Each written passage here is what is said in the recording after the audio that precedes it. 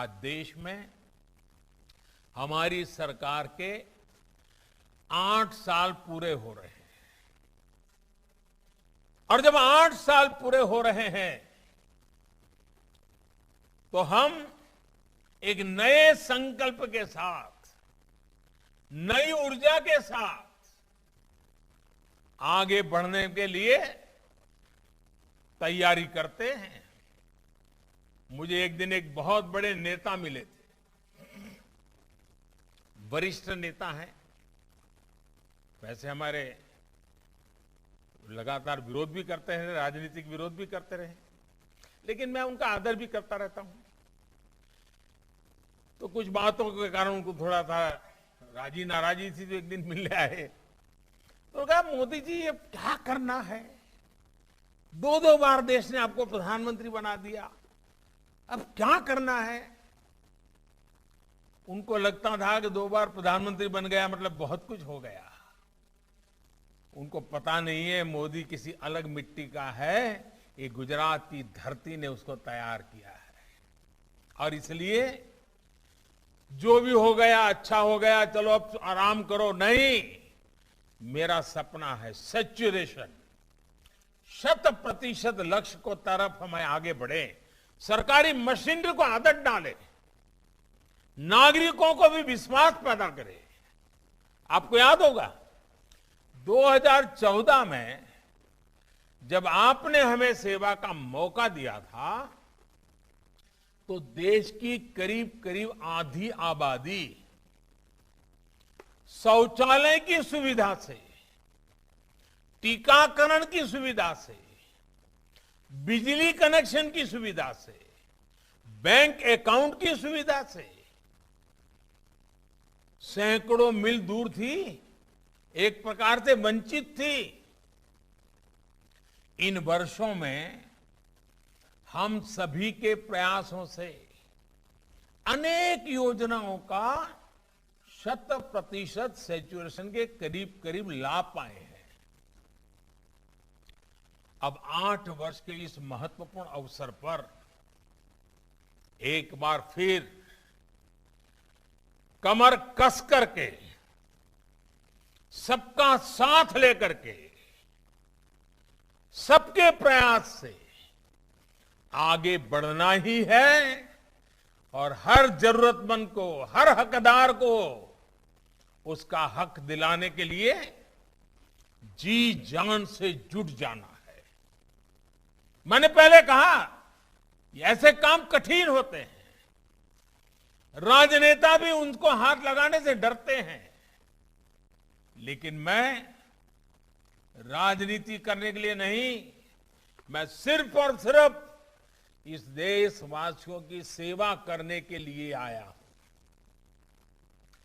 देश ने संकल्प लिया है 100% लाभार्थियों तक पहुंचने का,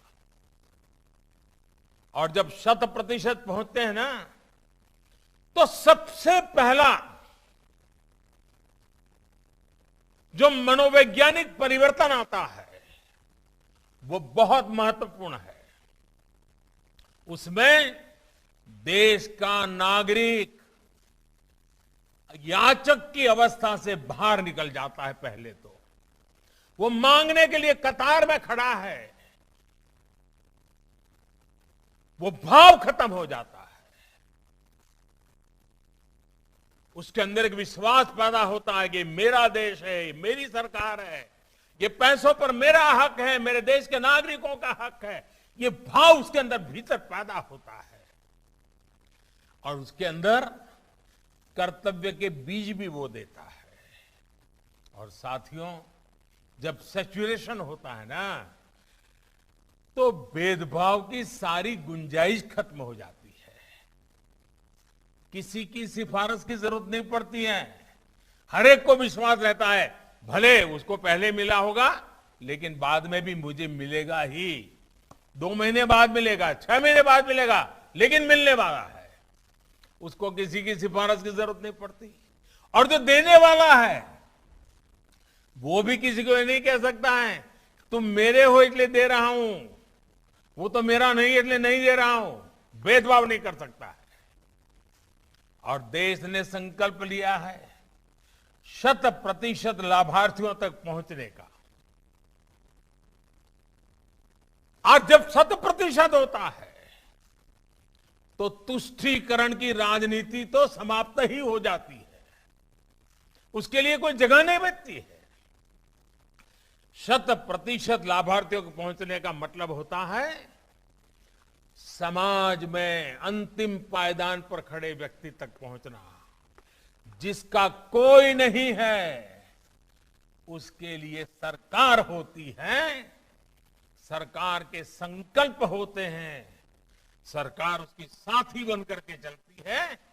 ये भाव देश के दूर दराज जंगलों में रहने वाला मेरा आदिवासी हो, झुग्गी झोपड़ी में जीने वाला मेरा कोई गरीब मां बहन हो, बुढ़ापे में अकेले जिंदगी गुजारने वाला कोई व्यक्ति हो, हर किसी को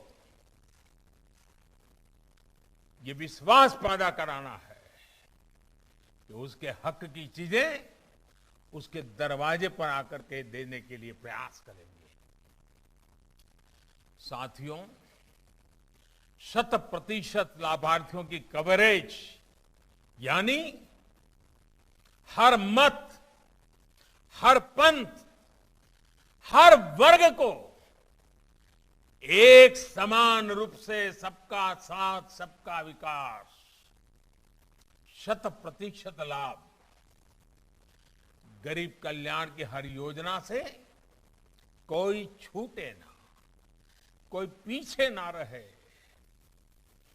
ये बहुत बड़ा संकल्प है। आपने आज जो राखी दिए ना, सब विधवा माताओं ने मेरे लिए जो राखी भी इतनी बड़ी बनाई है, राखी ये सिर्फ धागा नहीं है, ये आपने मुझे एक शक्ति दी है, सामर्थ्य दिया है, और जिन सपनों को लेकर के चले हैं उन सपनों को पूरा करने के लिए शक्ति दी है। इसलिए आज जो आपने मुझे राखी दी है उसे मैं अनमोल भेंट मानता हूं। ये राखी मुझे हमेशा देश के गरीबों की सेवा के लिए 100% सैचुरेशन की तरफ सरकारों को दौड़ाने के लिए प्रेरणा भी देगी, साहस भी देगी और साथ भी देगी।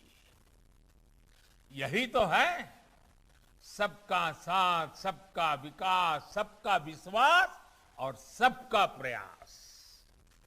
आज राखी भी सब विधवा माताओं के प्रयास से बनी है। और मैं तो जब गुजरात में था, बार बार मैं कहता था, कभी कभी खबरें आती थी मेरे पर, मेरी सुरक्षा को लेकर के खबरें आती थी। एक आध बार तो मेरी बीमारी की खबर आ गई थी।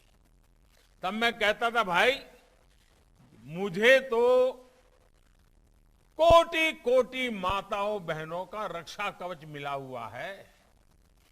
जब तक ये कोटि कोटि माताओं बहनों का रक्षा कवच मुझे मिला हुआ है, उस रक्षा कवच को भेद करके कोई भी मुझे कुछ नहीं कर सकता है। और आज मैं देख रहा हूं हर कदम पर, हर पल माताएं बहनें, उनके आशीर्वाद हमेशा मुझ पर बने रहते हैं। इन माताओं बहनों का जितना मैं कर्ज चुका हूं उतना कम है। और इसीलिए साथियों, इसी संस्कार के कारण मैंने लाल किले से हिम्मत की थी एक बार बोलने की। कठिन काम है, मैं फिर कह रहा हूं, मुझे मालूम है ये कठिन काम है, कैसे करना मुश्किल है, मैं जानता हूं। सब राज्यों को प्रेरित करना, साथ लेना मुश्किल काम है, मैं जानता हूं। सभी सरकारी कर्मचारियों को इस काम के लिए दौड़ाना कठिन है, मैं जानता हूं।